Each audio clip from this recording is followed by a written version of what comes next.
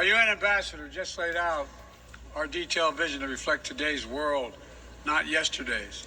It's time to move forward.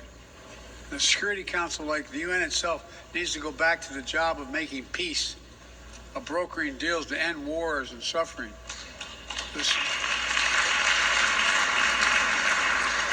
And to stop the spread of the most dangerous weapons, of stabilizing troubled regions in East Africa, from East Africa to Haiti, to Kenya-led mission that's working alongside the Haitian people to turn the tide. We also have a responsibility to prepare our citizens for the future.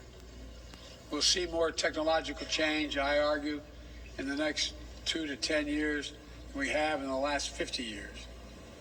Artificial intelligence is going to change our ways of life, our ways of work, and our ways of war.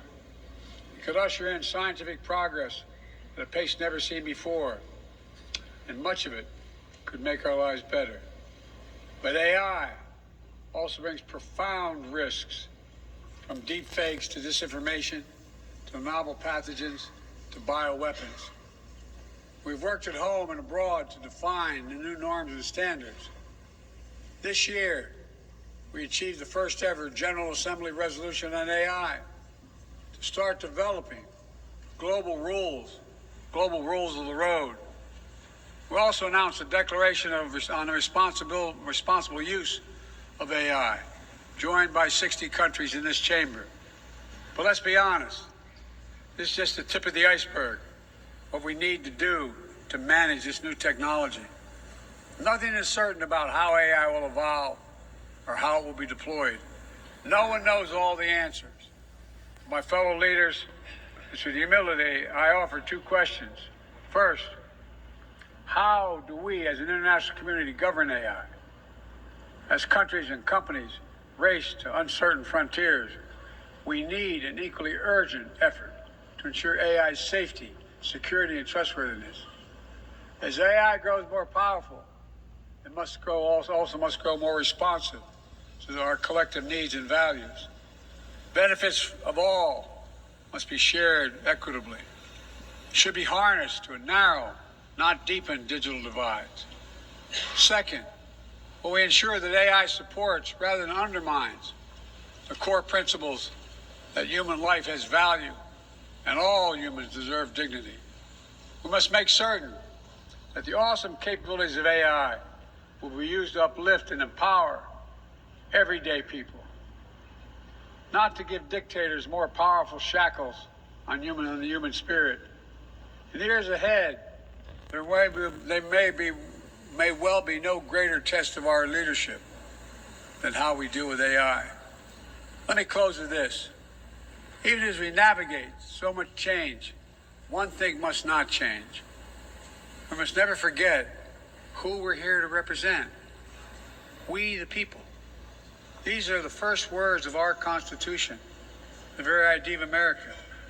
They inspired the opening words of the UN Charter. I made the preservation of democracy the central cause of my presidency. This summer, I faced a decision whether to seek a second term as president. It was a difficult decision. Being president has been the honor of my life. There's so much more I want to get done. As much as I love the job, I love my country more. I decided after 50 years of public service, it's time for a new generation of leadership to take my nation forward. My fellow leaders, let us never forget, some things are more important than staying in power. It's your people.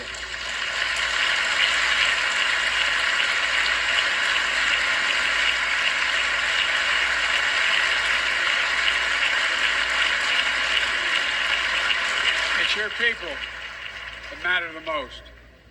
Never forget, we are here to serve the people, not the other way around. Because the future will be won by those who unleash the full potential of their people, to breathe free, to think freely, to innovate, to educate, to live and love openly without fear. That's the soul of democracy.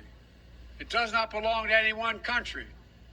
I've seen it all around the world, in the brave men and women who ended apartheid, brought down the Berlin Wall, fight today for freedom and justice and dignity. We saw it, that universal yearning for rights and freedom in Venezuela, where millions cast their vote for change that hadn't been recognized. But it can't be denied. The world knows the truth. We saw in Uganda LGBT activists demanding safety and recognition of their common humanity. We've seen citizens across the world peacefully choosing their future. From Ghana to India to South Korea, nations representing 1/4 of humanity who will hold elections this year alone. It's remarkable, the power of we the people, that makes me more optimistic about the future than I've ever been. Since I was first elected to the United States Senate in 1972, every age faces its challenges. I saw it as a young man. I see it today. But we are stronger than we think. We're stronger together than alone. And what the people call impossible is just an illusion. Nelson Mandela taught us, and I quote, "It always seems impossible until it's done. It always seems impossible until it's done." My fellow leaders, there's nothing that's beyond our capacity if we work together. Let's work together. God bless you all, and may God protect all those who seek peace. Thank you.